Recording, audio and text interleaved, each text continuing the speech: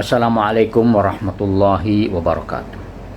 Alhamdulillah wassalatu wassalam ala rasulillah amma ba'du.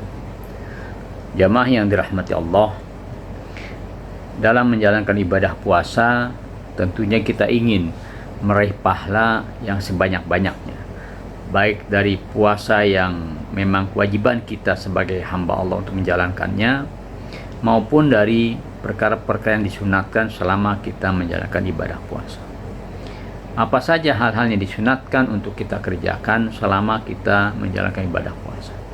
Yang pertama, kita disunatkan untuk memakan santapan sahur, meskipun hanya sedikit, umpamanya sebutir korma atau bahkan seteguk air kita minum di waktu sahur. Dalam hal ini Rasulullah bersabda, tasahharu fa inna fis sahuri barakah. Santap sahurlah kalian, sesungguhnya dalam santapan sahur itu ada keberkahan. Masya Allah ya, makanan yang kita makan atau minuman yang kita minum di dalamnya ada berkah, bukan hanya dapat membantu kekuatan fisik kita untuk puasa, tetapi juga ada pahala di dalamnya. Yang kedua, disunatkan kita untuk mentakhirkan atau mengakhirkan makan sahur selama fajar belum terbit. Artinya kita sahurnya memang sudah di waktu-waktu sahar. Waktu sahar itu sepertiga malam terakhir. Ya, diperkirakan kalau di Indonesia ini mulai jam 2, jam 3, jam 4. Nah, itu termasuk sepertiga malam terakhir. Disitulah waktu-waktu kita menyantap sahur, dan semakin akhir atau semakin mendekati waktu fajar, itu semakin baik untuk kita menyantap makanan sahur kita. Rasulullah bersabda, la tazalu ummati bi khairin ma'ajjalu al-iftar wa akharu as-sahur. Umatku selalu dalam kebaikan selama mereka mensegerakan berbuka dan mengakhirkan santapan sahur. Yang ketiga, meninggalkan perkara-perkara yang keji, perkataan yang keji, omongan-omongan yang dusta, menggunjing dan sebagainya. Ini memang tidak membatalkan puasa bila dikerjakan. Menggunjing, mencaci maki atau berkata-kata kotor memang tidak membatalkan puasa, tetapi harus kita tinggalkan demi menjaga kualitas puasa kita agar betul-betul puasa kita maksimal di saat-saat kita menjalankan ibadah puasa di bulan Ramadan ini. Omongan-omongan yang tidak baik, nge-share ucapan, gambar yang tidak baik, itu semuanya kita tinggalkan selama kita menjalankan ibadah puasa. Dan tentunya di luar Ramadan pun ini perkara-perkara yang juga tidak baik, apalagi ketika kita puasa. Rasul bersabda, man lam yada' qaula zuri wal amala bihi falaysa lillahi hajatun fi an yada' ta'amahu wa syarabah. Siapa saja yang tidak meninggalkan perkataan dusta dan tidak meninggalkan perbuatan menipu, maka Allah tidak membutuhkan darinya untuk meninggalkan makan dan minumnya. Artinya, kalau ada orang lagi puasa tetapi masih ngomong perkataan-perkataan yang buruk, masih menipu, masih menggunjing, masih melakukan dusta, bohong, sumpah palsu, itu semua membuat puasanya, kata Allah, nggak perlu ya. Aku nggak butuh puasa orang yang seperti itu ya. Artinya ditolak langsung oleh Allah Subhanahu puasa kita kalau sampai melakukan hal seperti itu. Yang keempat, selama kita puasa disunatkan, dianjurkan kita memperbanyak amal-amal soleh. Apa saja amal soleh? Berzikir, amal soleh. Tilawatul Quran, membaca Al-Quran, amal soleh. Bersedekah, amal soleh. Apalagi ya? Ya, membantu orang, itu juga amal-amal soleh. Apapun yang dianggap itu sebagai amal soleh, maka dianjurkan kita untuk mengerjakannya selama bulan suci Ramadan, dan tentunya ini agar menjadi kebiasaan diri kita walaupun sudah selesai dari Ramadannya. Yang kelima, disunatkan kita memperbanyak iktikaf di masjid. Artinya hendaknya di hari-hari kita sedang tidak ada tugas yang harus kita kerjakan, maka banyakkan waktu kita di masjid. Tetapi dalam kondisi saat ini tentunya memang beberapa masjid dilarang untuk dilakukan berjamaah. Tapi kalau umpama kebetulan ada masjid dekat rumah kita, Alangkah baiknya ya kita menghabiskan waktu di masjid walaupun seorang diri. Kenapa? Ya di sana kita bisa dapat pahala iktikaf, kemudian membaca Quran, berzikir, sholat dan sebagainya. Barangkali kalau di rumah kan banyak gangguannya, sehingga di masjid itu tempat yang lain kalau memang itu memungkinkan. Tapi kalau memang tidak memungkinkan, maka di rumah pun bisa kita kerjakan amal-amal soleh yang mungkin biasa dikerjakan di masjid.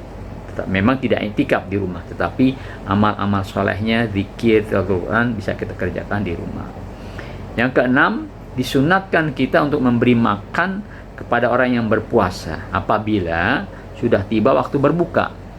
Artinya menyiapkan makanan kepada orang yang puasa dan menunggu waktu berbuka. Entah itu tetangga kita, entah itu saudara kita, itu siapa saja, atau di masjid yang kebetulan ada berbuka bersama.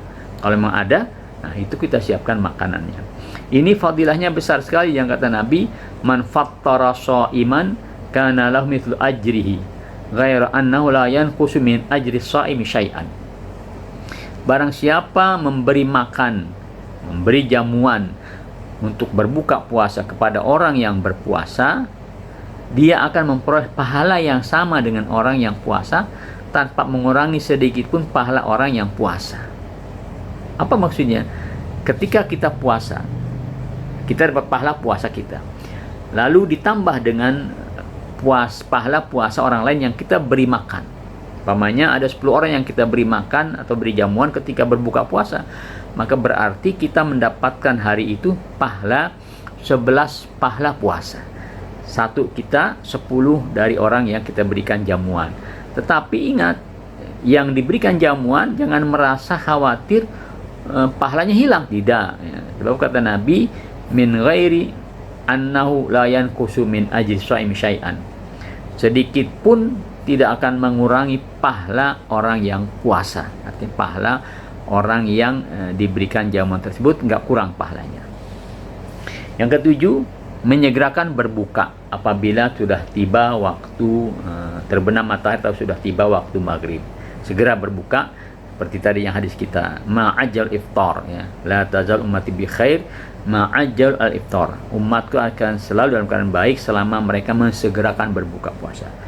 Artinya menyegerakan berbuka, begitu yakin sudah masuk waktu maghrib, yakin sudah terbenam matahari, silahkan batalkan puasanya, atau teguk air, atau kalau ada korma atau yang lain-lain untuk membatalkan puasa. Walaupun umpamanya belum terasa lapar, saya mau nanti ajalah berbukanya jam 8 malam umpamanya, ya sah puasanya, tapi kehilangan sunat mensegerakan berbuka puasa ya. Jadi walaupun kuat menahan lapar, kuat tidak langsung berbuka, itu tetap dianjurkan, disunatkan segera batalin puasanya walaupun dengan seteguk air. Yang kedelapan, disunatkan kita membaca doa pada saat kita berbuka puasa sebagai berikut doanya. Allahumma laka sumtu wa ala rizkika aftartu zahabaz zama'u wabtallatil uruqu wa sabatal ajru insyaallah. Ya Allah, karena engkaulah saya puasa dan dengan rizkimu saya berbuka. Rasa lapar dan dahaga telah hilang dan pahala telah engkau tetapkan atas kehendakmu. Dan juga pada berbuka, doa kita juga mustajab. Jadi jangan lupa pula panjatkan doa walaupun dengan bahasa kita sendiri, minta sesuatu kepada Allah Subhanahu wa taala. Terutama dalam kondisi sekarang ini, serentak kaum muslimin yang sedang puasa kemudian berbuka, berdoa kepada Allah untuk segera dihilangkan oleh Allah wabah penyakit yang sedang melanda dunia ini. Kemudian kita bicara soal puasa-puasa yang disunatkan. Kalau tadi sunat-sunat dalam puasa, sekarang puasa-puasa yang disunatkan. Hari apa saja, kapan saja kita disunatkan melaksanakan ibadah puasa. Kalau Ramadan jelas, itu kan kewajiban kita, kewajiban orang yang beriman. Tapi ada hari-hari lain yang kita disunatkan untuk puasa. Pertama, disunatkan puasa kita pada hari Senin dan Kamis. Ini juga sebagaimana yang Nabi sudah contohkan ya, beliau itu senantiasa melaksanakan puasa Senin dan Kamis. Kenapa pilih hari Senin dan Kamis? Hari Senin itu kata beliau hari kelahiranku. Hari Kamis itu adalah hari di mana amalan kita, amal-amal perbuatan kita sedang ditunjukkan kepada Allah Subhanahu wa taala, atau amalan kita sedang diangkat untuk ditunjukkan kepada Allah Subhanahu wa taala oleh malaikat. Jadi alangkah baiknya ketika amalan kita diangkat oleh para malaikat, kita sedang dalam keadaan menjalankan ibadah puasa. Yang kedua, disunatkan kita puasa pada hari Tasu'ah dan Asyura. Tasu'ah itu artinya tanggal 9 Muharram. Asyura itu artinya tanggal 10 Muharram. Jadi tanggal 9 dan 10 Muharram kita disunatkan puasa. Nah, ini sejarahnya adalah Nabi ketika tiba di Madinah, beliau menyaksikan orang-orang Yahudi puasa di tanggal 10 Muharram ya. Maka beliau bertanya, "Hai kaum Yahudi, hari apa ini kalian berpuasa?" Oh, kata mereka, "Kami puasa tanggal 10 Muharram ini sebagai ungkapan syukur kami kepada Allah atas keselamatan Nabi Musa dari kejaran Fir'aun tanggal 10 Muharram." Maka Nabi memerintahkan umatnya untuk puasa. Lalu beliau mengatakan, "La in baqaitu ila qabilin la asumanna tasya." Kalau seandainya di tahun depan aku masih hidup, maka puasanya tidak hanya tanggal 10, tanggal 9 juga aku akan puasa sunnah. Maka artinya kita dianjurkan untuk puasa tanggal 9 dan 10 supaya kita beda dengan orang-orang Yahudi. Kalau umpamanya ada yang kebetulan terlewat tanggal 9, ingat ya tanggal 10, maka lanjutkan dengan tanggal 11-nya. Yang penting 2 hari, ya, 10 dan 11 atau 9 dan 10. Bagaimana kalau hanya puasa 10 saja? Ya jelas boleh saja. Ya boleh-boleh saja dia puasa hanya tanggal 10. Juga tetap mendapatkan pahala sunat puasa. Yang ketiga, disunatkan kita puasa 6 hari pada bulan Syawal setelah Idul Fitri. Nah, ini puasa yang sangat-sangat besar pahalanya ya. Beliau bersabda, "Man shoma Ramadhana tsumma atba'ahu sittan min Syawal kana kasyamid dahri." Kata Nabi dalam sabdanya, siapa saja yang berpuasa di bulan Ramadan, kemudian setelah selesai Ramadan 1 Syawal diharamkan puasa, lalu setelah itu diiringi di bulan Syawal dengan puasa 6 hari dari bulan Syawal. Artinya puasa sebulan Ramadan sudah selesai, maka lanjut di bulan Syawalnya 6 hari. Entah mau mulai di tanggal 2 Syawal, 2, 3, 4, 5, 6, tanggal 7 Syawal 6 hari, silahkan, alangkah baiknya.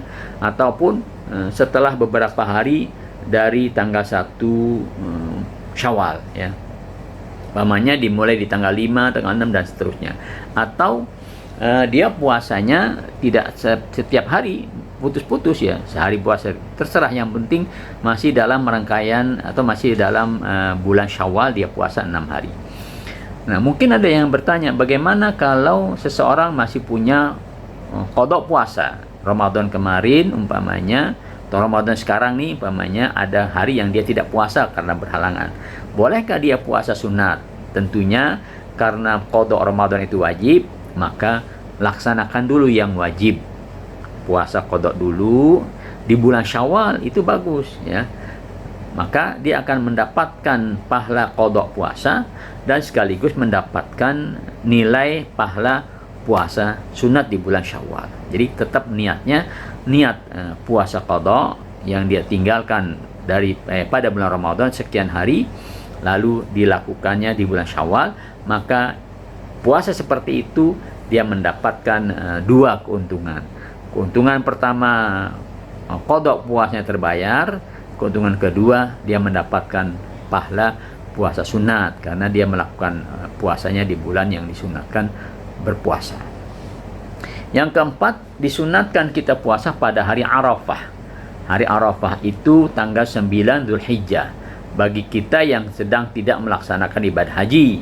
Kalau yang sedang haji, jamaah haji itu justru disunatkan tidak puasa. Tapi kita yang berada di tanah air, yang tidak dalam keadaan berhaji, disunatkan kita berpuasa. Dan ini pahalanya besar sekali, kata Nabi dalam sabdanya, siyamu yaumi arafata inni ahtasibu 'ala Allah an yukaffira as-sanata allati qablahu was sanata allati ba'dahu. Kata Nabi, aku harapkan dari Allah puasa pada hari Arafah menjadi penggugur dosa-dosa pada tahun lalu dan pada tahun sesudahnya. Artinya diharapkan oleh Nabi puasa Arafah itu bisa menggugurkan dosa kesalahan selama 2 tahun, setahun sebelumnya dan setahun sesudahnya. Selanjutnya disunatkan kita berpuasa pada hari-hari bid, hari-hari purnama, hari-hari bulan ketika purnama, yaitu tanggal 13 dan 14, 15 Hijriah. Setiap bulan, ya, setiap bulan 3 hari, tanggal 13 Hijriah, bulan apa umpamanya? Umpamanya di bulan Rabiul Awal kita puasa tanggal 3 Rabiul Awal, 14 dan 15 Rabiul Awal. Bulan depan puasa lagi di tanggal yang seperti itu juga. Nah, Abu Hurairah pernah dipesan oleh Rasulullah sebagai berikut. Ausani khalili sallallahu alaihi wasallam bi thalathin. Syiyami thalatha ayyamin min kulli syahrin wa raq'ati ad-duha wa an utira qabla an anam. Kata Abu Hurairah, aku diwasiatkan oleh orang yang aku cintai. Siapa? Rasulullah sallallahu alaihi wasallam. Beliau, Abu Hurairah ini sangat cinta kepada Rasulullah sallallahu alaihi wasallam. Apa yang diwasiatkan? 3 perkara aku diwasiatkan oleh Rasulullah. Pertama, wasiat pertama, pesan pertama, puasa 3 hari setiap bulan. Itu tadi Ayyamul Bid, hari-hari Bid. Yang kedua, sholat duha 2 rakaat setiap hari, minimal 2 rakaat. Alangkah baiknya kalau dilebihkan. Dan sholat witir sebelum tidur, ya, di malam hari, setiap malam sebelum kita tidur. Abu Hurairah, sebelum kita tidur, Abu Hurairah dan kita juga termasuk dipesan oleh Nabi untuk rutin melaksanakan sholat witir sebelum kita tidur. Bagaimana kalau witirnya di malam hari ketika terjaga? Bagus, ya. Bagus sekali ketika bangun malam dia sholat sunat, kemudian ditutup sholat sunatnya dengan sholat witir. Itu akan lebih baik lagi. Cuma kadang-kadang orang khawatir tidak terjaga di malam hari, maka dia witirnya sebelum tidur. Itu juga bagus. Demikian jemaah yang dirahmati Allah, mudah-mudahan bermanfaat. Assalamualaikum warahmatullahi wabarakatuh.